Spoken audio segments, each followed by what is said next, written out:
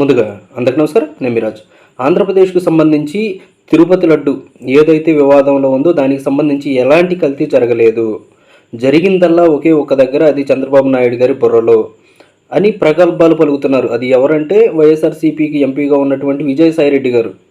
వీటిపైన స్పందించే ఈయన ఎండోమెంట్ అసిస్టెంట్ కమిషనర్ ఉన్నారు కదా శాంతి గారు, ఆవిడకి సంబంధించి ఆవిడ యొక్క భర్త చెప్పారు, ఈయన ఐవీఎఫ్ ద్వారా 62 ఏళ్ల వయసులో కూడా ఇలాంటి రసికులు చేసే పనులు చేస్తూ ఉన్నాడు. ముందు ఆ బిడ్డకు తండ్రి ఈయన లేకపోతే వేరే ఎవరు అనేది డిఎన్ఏ టెస్ట్కి సిద్ధమా విజయసాయిరెడ్డి అని చెప్పి ఆయన పదే పదే మీటింగులు పెట్టి న్యూస్లు స్ప్రెడ్ చేసి లైవ్లు కూడా పెట్టారు.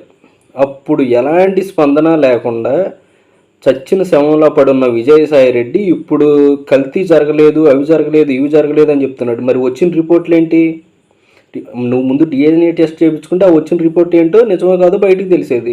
ఇప్పుడు ఆ కల్తీ లడ్డు ఏదైతే ఉందో దానికి సంబంధించి రిపోర్ట్స్ బయటకు వచ్చాయి కాబట్టి చెప్తున్నారు పాలకులందరూ కూడా.